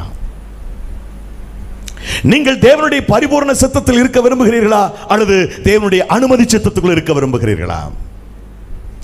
இந்த முதல் நாளிலே ஆண்டவர் திரும்ப திரும்ப சபைக்கு நமக்கு சொல்லுகிற வாக்கு, என் மக்களே, என் பிள்ளைகளே, இரத்தத்தால் கழுவப்பட்ட என் தாசர்களே, நீங்கள் என்னுடைய சித்தத்தை செய்வதற்கு உங்களை திடப்படுத்துங்கள், சுரப்படுத்துங்கள்.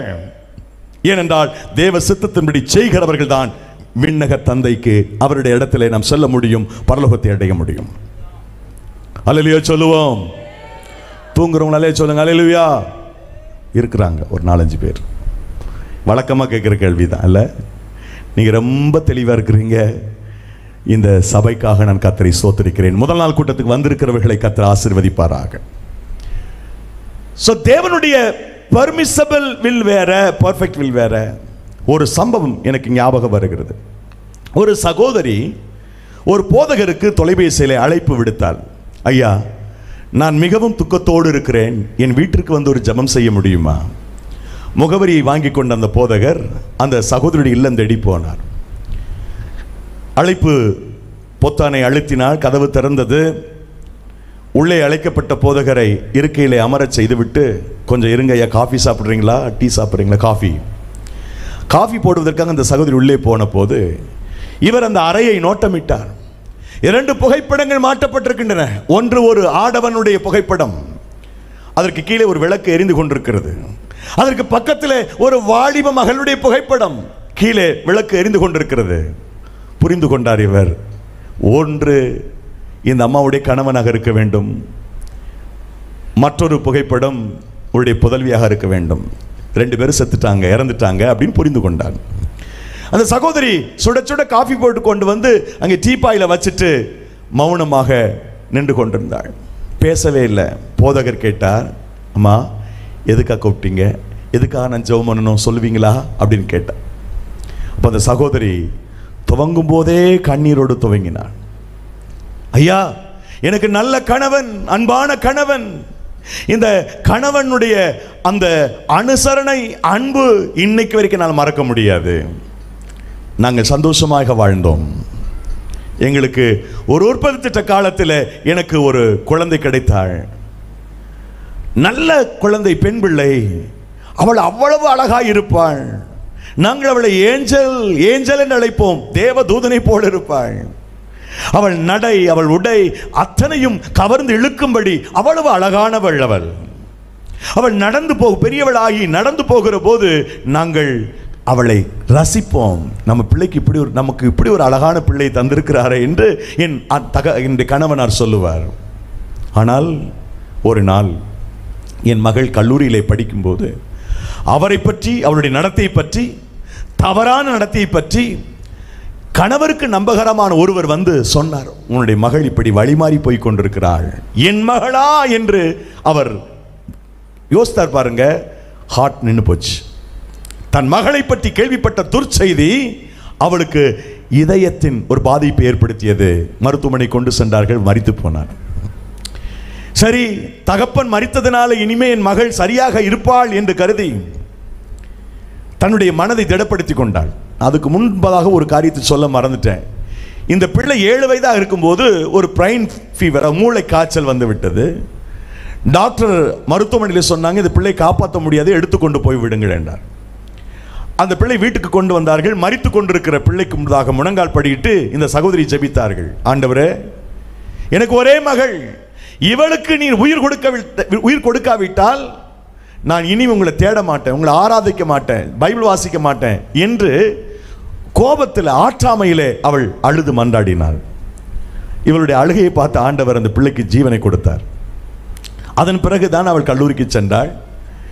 இப்போது இனி என் மகள் தவறு செய்ய மாட்டாள், தகப்பன் இறந்ததனாலே என்று நினைத்து கொண்டிருந்தவள் ஒரு நாள் மகள் அழுது கொண்டு ஓடோடி வந்தாள்.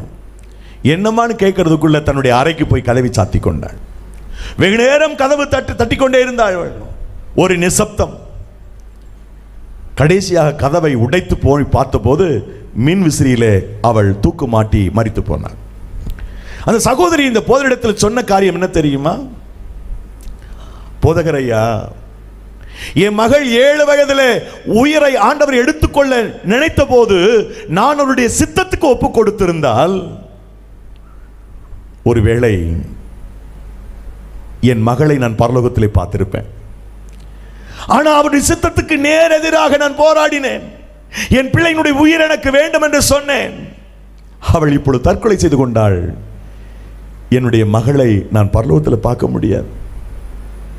ஒருவேளை 7 வயதில் என் பிள்ளை கர்த்தர் எடுத்துக்கொள்ள நினைத்த போது சித்தத்துக்கு ஒப்பு கொடுத்திருந்தால் என் கணவர் நானும் இன்னும் சந்தோஷமாக வாழ்ந்திருப்போம். ஏன், எங்களுக்கு இன்னும் சில பிள்ளைகள் கூட பிறந்திருப்பார்கள். இந்த தேவனுடைய திட்டம் தெரியாமல் நான் விரும்பி நான் போராடி பெற்றுக்கொண்ட என் மகள் இப்பொழுது பரலோகத்திற்கு பார்க்க முடியாதே, அதை நினைச்சாதான் எனக்கு வேதனையாக இருக்கிறது என்று சொன்னார். இது ஒரு சோகமான ஒரு நிகழ்வு. எத்தனை பேர் ஆண்டவருடைய சித்தம் தெரியாமல், அவருடைய விருப்பம் தெரியாமல் போராடி கொண்டிருக்கின்றோம். கோவிட் ஆரம்பிக்கிறதுக்கு முன்பதாக என்னுடைய மனைவியினுடைய சகோதரி துபாயில் ஒரு அரசு மருத்துவமனையில் ஒரு முக்கிய பொறுப்பில் இருந்தவள்.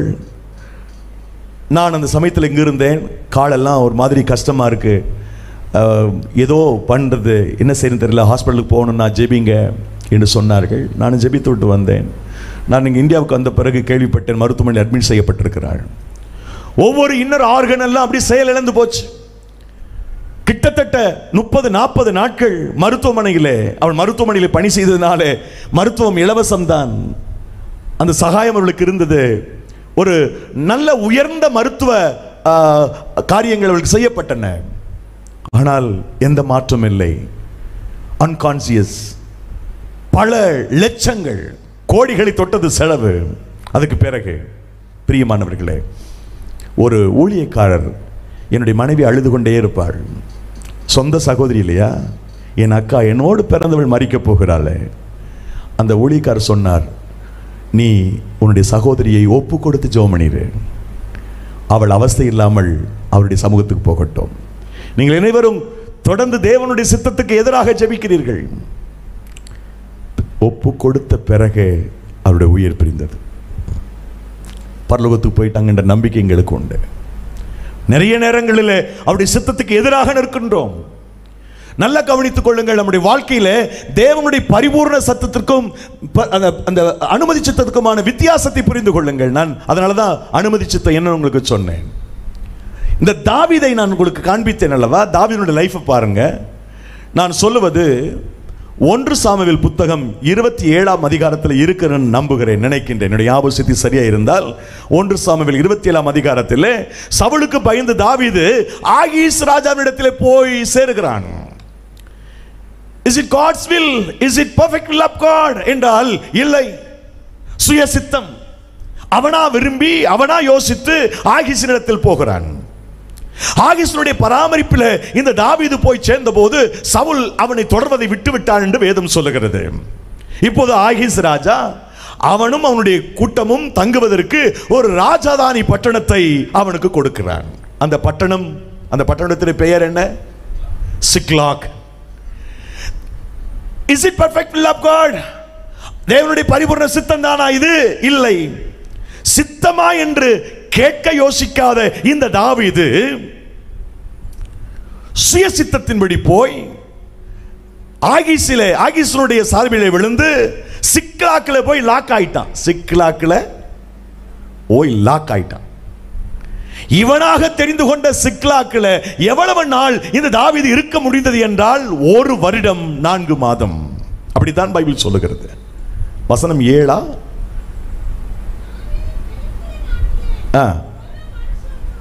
எத்தனாவது வசனம் அது? 7வது வசனம். 1 வருஷமும் நாம ஒன்ன செலக்ட் பண்ணோம்னா அது டெம்பரவரி தான். கர்த்தரா நமக்கு கொண்டு போனார்னா அதுதான் பெர்மனன்ட். கரங்களை தட்டி கர்த்தருடைய நாமத்தை மகிமைப்படுத்துவோம். நீங்களா ஒன்றை தெரிந்து கொண்டால் அது டெம்பரவரியா இருக்கும். அந்த blessings தற்காலிகமானது.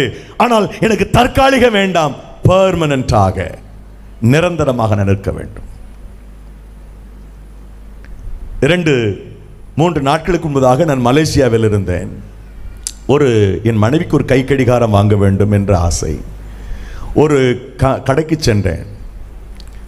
அவர் ஒரே கை கடிகாரத்தை காண்பித்து கொடுத்தார். இங்க பாருங்க, இதுக்கு இவ்வளவு பணம் செலவு பண்ணீங்கன்னா 2 வருஷம் இன்டர்நேஷனல் வாரண்டி.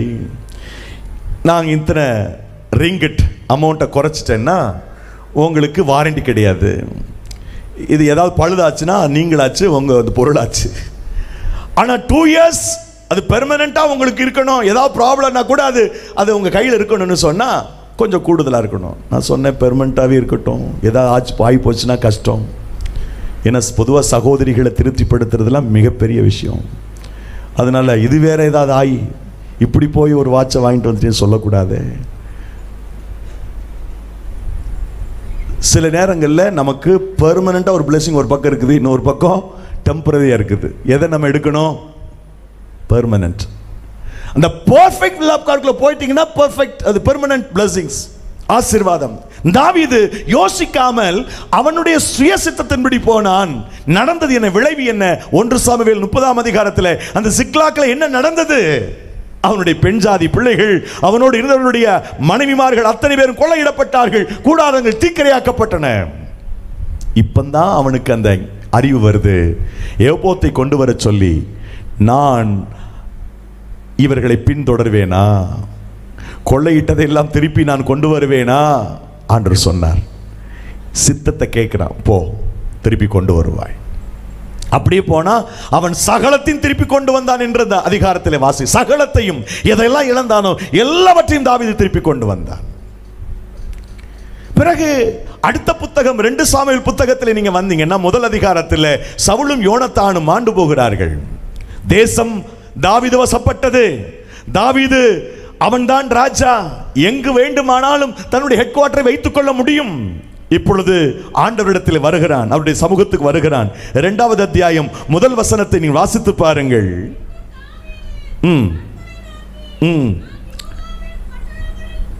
கர்த்தரை நோக்கி யூதாவின் பட்டணங்கள்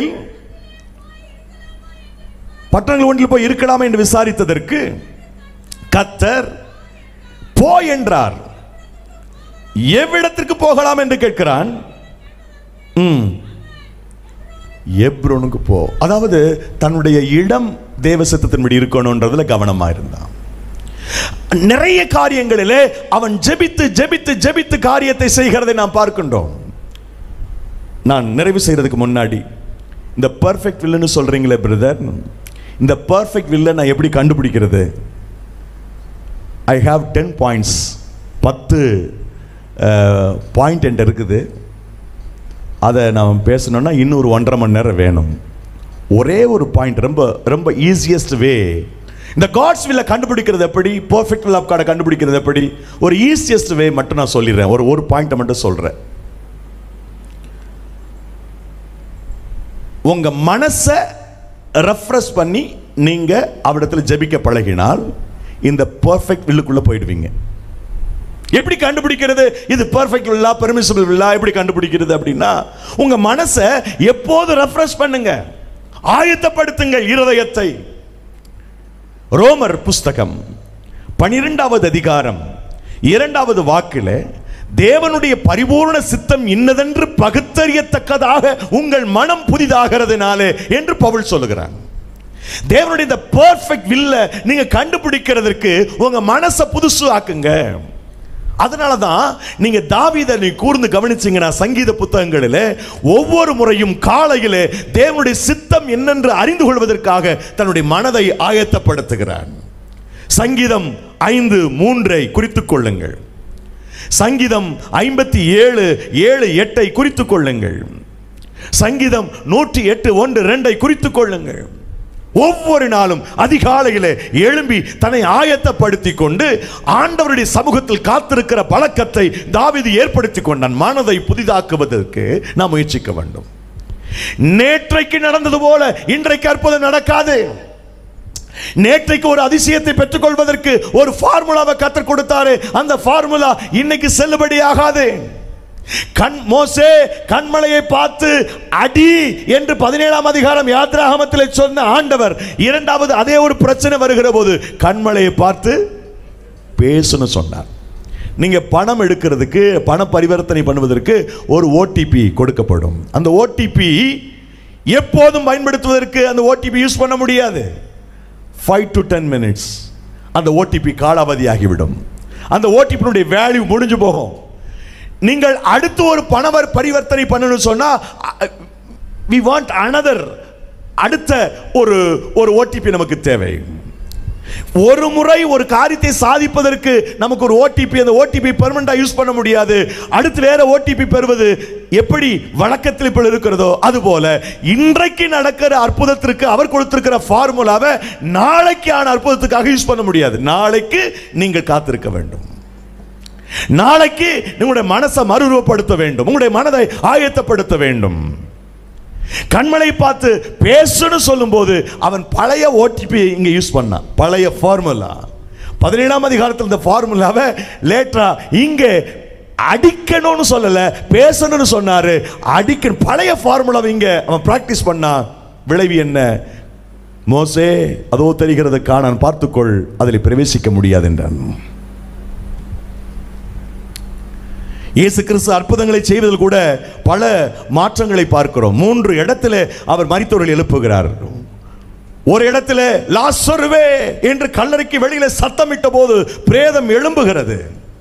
மற்றொரு இடத்திலே பாடையிலே கடத்தப்பட்ட வாலிபனுடைய சவத்துக்கிட்ட அருகில் சென்று பாடையை தொட்டார். வாலிபன் எழுந்து அமர்ந்தான். ஒரே விதமான அற்புதம் தான், ஆனால் ஃபார்முலா வேற வேற. ஒரு இடத்துல அந்த கல்லறைக்கு முன்னாக சத்தமிட்டு பேரை சொன்னால் பிரேதம் எழும்புகிறது. மற்றொரு இடத்துல பாடையில படுத்திருக்கிறவன் எழும்புகிறான். இன்னொரு இடத்துல ஒரு சிறுவன் மரித்து கிடக்கிறாள். அவருடைய கையை பிடித்து தலி தகுமி என்று சொன்னவுடனே சிறுவன் எழும்பினாள். அற்புதம் ஒன்றுதான், மரித்தவர்கள் எழுப்புவதுதான், ஆனா ஃபார்முலா வேற. ஒரு இடத்துல குஷ்ரோகிகளை போய் ஆசாரியனுக்கு காட்டு என்று சொல்லுகிறார். மற்றொரு இடத்துல குஷ்ரோகி தொட்டு சுகப்படுத்துகிறார். குருடர்களுக்கும் அப்படித்தான். இன்றைக்கு என் லைஃப்ல நடப்பது போல நாளைக்கு அதே ஃபார்முலாவில் நடக்குமா? அதே சூத்திரம் எனக்கு உண்டா என்றால் இல்லை. அப்படியானால் இந்த பெர்ஃபெக்ட் வில்லை கண்டுபிடிக்கிறதுக்கு எனக்கு அன்பானவர்களை நாம் செய்ய வேண்டிய காரியம், ஒவ்வொரு நாளும் கர்த்தருடைய சமூகத்திலே நாம் காத்திருந்த நம்முடைய மனதை புதிதாக்குகிற போது அந்த பரிபூர்ணமான சித்தத்தை நாம் செய்வதற்கு கர்த்தர் நமக்கு உதவி செய்வார். கரங்களை தட்டி கர்த்தருடைய நாமத்தை நாம் மகிமைப்படுத்துவோம். ஹல்லேலூயா. few minutes செய்தியை நான் நிறைவு செய்ய போகின்றேன்.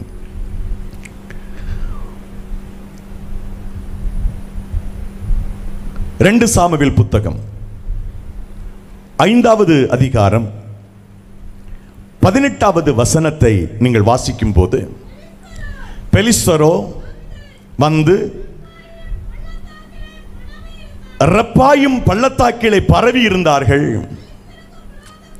இப்போ இவன் கேட்கிறான் பாருங்க, பெலிஸ்தருக்கு விரோதமாக போகலாமா? அவர்களை என் கையில் ஒப்பு கொடுப்பீரா? கர்த்தர் போ, பெலிஸ்தரை உன் கையில் ஒப்பு கொடுப்பேன் என்று கர்த்தர் சொன்னார்.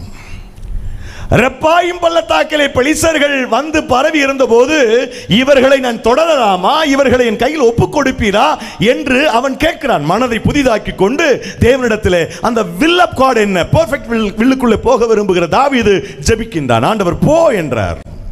அவன் போனான். இப்போ 22வது வசனத்தை பாருங்கள். பெலிஸ்தர் திரும்பவும் வந்து ரெப்பாயும் பள்ளத்தாக்கிலே இறங்கினார்கள். இப்போ எல்லாரும் உங்களுடைய வேதாகமத்தை திருப்பி பார்க்கணும் கேட்கிறேன், அன்போடு கேட்கிறேன். பெரியவர்கள், தாய்மார்கள், உங்களுடைய வேதாகத்தை திருப்புங்கள். அதில் 18வது வசனத்தையும் 22வது வசனத்தையும் அடுத்தடுத்து வாசித்து பாருங்கள். 18 வாசிங்க, பிறகு 22 பாருங்க. 2 இங்க வாசிக்க வேண்டாம், நீங்களே வாசிக்குங்க. இந்த 2 வசனத்துக்குமான மேஜர் டிஃபரன்ஸ் என்ன? 18வது வசனமும் 22வது வசனம் ஏகதேசம் ஒரே விடயம்தான், ஒரே காரியம்தான், ஒரே பீப்புள், பிளேஸ் கூட ஒரே பிளேஸ் தான். என்ன டிஃபரன்ஸ் இருக்கு? அங்க பரவினார்கள், இங்கே இறங்கினார்கள். ஒரு முறை ஒரு பிரச்சனையிலே நீங்கள் தேவனிடத்தில் ஜெபித்து ஜெயிச்சிட்டீங்கன்னா, அடுத்த முறை வேறொரு விடயத்திலே நீங்கள் தோற்பதற்கு பிசாசு வலைவிரிப்பாங்க. இந்த 18வது வசனத்திலே பார்க்கிறோமே, பரவினார்கள் என்பது சாத்தானுடைய வித்தவுட் பிளான், அவன் திட்டம் இல்லாமல் செயல்படுகிற காரியம். 22 பெலிஸ்தர்கள் வித்தவுட் பிளான்ல வந்துட்டாங்க. இறங்கினார்கள் என்பது with plan. 18th world without plan, 22 with plan. பரவுதல் என்பது, பரவுறது என்பதுக்கு ஒரு ப்ரொசீஜர் இல்லை. இஷ்டத்துக்கு என்ன செய்யலாம், பரவி விடுன்னு சொல்றாங்கல்ல, கையை வச்சு அப்படி பரவுறது. அது நான் இந்த தமிழ் யூஸ் பண்ணுவீங்களான்னு தெரியல. பரவுறது இங்கே யூஸ் பண்றீங்களா? பரவுதல், அதுக்கு ஒரு ப்ரொசீஜர் இல்லை, இஷ்டத்துக்கு நீங்க கையை எடுக்கலாம். ஆனால் இறங்குதல் என்றால் வித் பிளான். ஒருவேளை கிரிக்கெட், கபாடி இப்படி பண்ற பல விளையாட்டுக்களை நீங்க கவனிச்சிங்கன்னா வழக்கில் சொல்லுவாங்க. அந்த ஃபுட்பாலில், கிரிக்கெட்டில் இருக்கிறவங்க, குறிப்பாக கிரிக்கெட்னா இப்போ தலை இறங்குவான் பார் அப்படின்னு சொல்லுவாங்க. பையன்மார் சொல்லுவாங்க, தலை வந்து இறங்குவான். தலைன்னா டோனின்னு ஒருத்தர் இருக்கிறார், அவர் இறங்குவார். ஏன் அப்படின்னா he has a plan. 5 பால் தான் இருக்குது, நிறைய ரன் தேவை. அவன் ஒரு பிளான் வச்சிருப்பான். இப்படி பால் போட்டால் இந்த திசையில் அடிக்கணும்னு வச்சிருப்பான். அவன் திட்டமிட்டு, ஏனால் குறைவான பந்துகள் இருக்கின்றன, அதிகமான ரன்கள் தேவை, ஓட்டம் தேவை. ஆகவே இந்த குறைந்த பந்து வீசுகிற போது அதிகமான ஓட்டத்தை ஓடுவதற்கு, அதிகமான ரன் எடுப்பதற்கு என்ன வழி? He has a plan. இறங்குதல் என்பது வித் பிளான். அப்ப பிசாசு நம்மை கவுக்கிறதுக்கு, நம்மை தோற்கடிப்பதற்கு திட்டத்தோடு வருகிறான் என்று சொன்னால் ஆண்டவர் என்ன சொல்கிறார் பாருங்க. முதல்ல நீ போ, அவன் எல்லாத்தையும் ஜெயிப்பேன்னு சொல்றவர் இப்ப 22வது வசனத்தில் அவன் கேட்கும் போது, 22 பிறகு நீங்க வாசிங்க, 23 வாசியுங்கள். தாவீது கர்த்தரிடத்தில் விசாரித்ததற்கு அவர் அழகாய் வேறொரு ஓடிபி வருது பாருங்க. நீ முதல்ல சொன்னார் போன்னு சொன்னார், இப்ப அப்படி சொல்லல. நேராய் போகாமல் அவர்களுக்கு பின்னாலே சுற்றி முசுக்கொட்டை செடிகளுக்கு எதிரே இருந்து அவர்கள் மேல் பாய்ந்து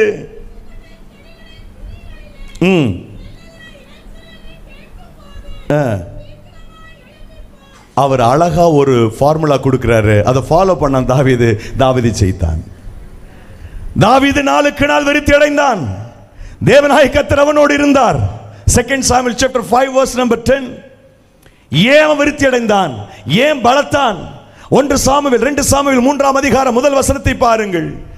வர வர பலத்தான் தாவீது. சவுலுடைய வீட்டாரும் பலவீனப்பட்டு கொண்டே இருந்தார்கள். இந்த உயர்வு தாவீதுக்கு எப்படி வந்தது? இந்த பெர்ஃபெக்ட் வில்லுக்குள்ள அவன் இருந்ததுனால. கிருபாசனத்தின் அங்கத்தினராக இருக்கக்கூடிய தேவ மக்களே, பரிசுத்தவான்களே, பரிசுத்தவாட்டிகளே, ஆண்டவர் இந்த பூமியில இருக்கிற காலங்களிலே நம்மை ஆசீர்வாதம் உள்ளவர்களாக வாழ அவர் நமக்கு திட்டங்களை வைத்திருக்கிறார். எளிமையாக இந்த பெர்ஃபெக்ட் வில்லை செய்யறதுக்கு ஆசைப்பட்ட போதும் நீங்கள் இப்பொழுது இருக்கிறதை பார்க்கலும் 1000 மடங்கு ஆசீர்வதிக்கப்படுவீர்கள். இப்பொழுது இருக்கிறதை பார்க்கிலும் வித்தியாசமான ஒரு நிலையிலே ஆண்டவர் உங்களை உயர்த்துவார். உங்கள் பிள்ளைகளை தேவன் வர்த்திக்க பண்ணுவார். நாம் குன்றி போவதற்கு அழைக்கப்படவில்லை, எழும்பி பிரகாசிப்பதற்கு தேவன் உங்களையும் என்னையும் அழைத்து இருக்கிறார். ஹல்லேலூயா சொல்லுவோம். நான் மாள பிறந்தவன் அல்ல, ஆள பிறந்தவன், வாழ பிறந்தவன். கர்த்தர் என்னை இந்த பூமியிலே அவருடைய நாமத்துக்கு சாட்சியாக வாழும்படி அழைத்திருக்கிறார். நான் இன்ஹெரிட் பண்ணணும், சுதந்திரிக்கணும், நாளுக்கு நாள் விருத்தி அடையணும். நான் இந்த உலகத்திலே பார்க்கிற இந்த உச்சிதங்கள், உலக பொருட்கள், செல்வ செழிப்பு, இவைகளை குறிப்பிடவில்லை. இவைகளை விட மேலான ஒன்று இருக்கிறது. இந்த பூமியில் வாழ்கிற போதே ஆவிக்குரிய உச்சிதங்களோடு, ஆவிக்குரிய மேன்மைகளோடு, அவருடைய பிரசன்னத்தோடு, மகிமையோடு நான் வாழும்படி தேவனால் அழைக்கப்பட்டிருக்கிறேன். ஹல்லேலூயா. நாம் அனைவரும் கண்களை மூடி தேவனிடத்தில் ஜெபிப்போம். முடிந்தால் முழங்கால் படியிட்டு ஆண்டவருடைய சமூகத்தில் நம்மை அர்ப்பணிப்போம். ஆண்டவரே, உம்முடைய சித்தத்தை செய்வதற்கு நீர் எனக்கு உதவி செய்யும். உம்முடைய விருப்பத்தை நான் நிறைவேற்றட்டும் ஆண்டவரே. ஒருவேளை இது நாள் வரை இந்த ஏரியாவில் நம்முடைய கவனம் இல்லை என்று சொன்னால், இன்று பரலோகத்தின் தேவன் அவர் குயவனாக இருக்கிறார். அவர் நம்மை வணைவதற்கு ஆயத்தமாக இருக்கிறார். உங்க மனசுல, உங்களுடைய வாழ்க்கையில ஒரு சேஞ்சஸை அவர் உருவாக்க முடியும். நீங்கள் விரும்பினால் உங்கள் வாழ்க்கையில ஒரு மாற்றம் இன்றைக்கு ஏற்படும். நீங்கள் விரும்பினால் உங்கள் உள்ளத்திலே ஒரு மாற்றத்தை கர்த்தர் கொடுப்பார். பரம குயவன் களிமண்களாய் இருக்கிற நம்மை வணைவதற்கு ஆயத்தமாக இருக்கிறார். நாம் ஆயத்தமாக இருக்கிறோமா? குயவனே, குயவனே, படைப்பின் காரணனே, களிமண்ணான என்னையுமே திடுமே. குயவனே, குயவனே, படைப்பின் காரணனே, களிமண்ணான என்னையுமே கண்ணோக்கி பார்த்திடுமே. மண்ணாசையில் நான் மயங்கியே மெய்வழி விட்டகன்றே, கண்போன போக்கை பின்பற்றினே, கண்டனில்லை என்பமே. காணாமல் போன பாத்திரம் என்னை தேடி வந்த தெய்வமே, வாழ்நாள் எல்லாமும் பாதம் சேரும் பாதையில் நடத்திடுமே. குயவனே குயவனே படைப்பின் காரணனே, களிமண்ணான என்னையுமே கண்ணோக்கி பார்த்திடுமே. ஆண்டவரே, நாங்கள் களிமண்கள் சுவாமி. பரமகுயவனே, நீர் விரும்புகிறபடி எங்களை வணைந்தருளும். நீ விரும்புகிறபடி எங்களை உருவாக்கும். ஆண்டவரே, இந்த முதல் நாள் கூட்டத்தில் எனக்கு ஒரு ஆவிக்குரிய போஜனம் வேண்டும், என் தேவன் என்னோடு பேச வேண்டும் என்ற ஆர்வத்தோடு தாகத்தோடு வாஞ்சோடு வந்திருக்கிற என் அன்பு சகோதர சகோதரிகள், பெரியவர்கள், தாய்மார்கள் ஒவ்வொருவரையும் ஆண்டவரை தொடும். ஆண்டவரே, இரத்தத்தினால் கழுவினீரே, உம்முடைய ஆவியை பொழிந்தீரே.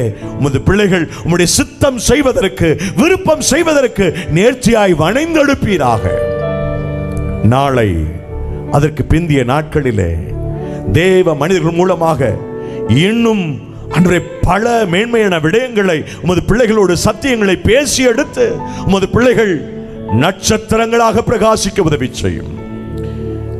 கிருபாசனம் திருச்சபையினுடைய பரிசுத்தவான்கள் எடுத்துக்கொண்டிருக்கிற முயற்சியிலே இந்த ஆண்டு ஒரு வித்தியாசப்பட்ட அபிஷேகமும் வல்லமையும் கிருபையும் ஜெனரல் கன்வென்ஷன் மூலமாக உண்டாகட்டும் என்று ஜெபிக்கின்றேன். கர்த்தர் ஆசீர்வதியும். இயேசு கிறிஸ்துவின் விலையேறப்பட்ட நாமத்தில் ஜெபிக்கின்றோம் ஜீவனுள்ள நல்ல பிதாவே.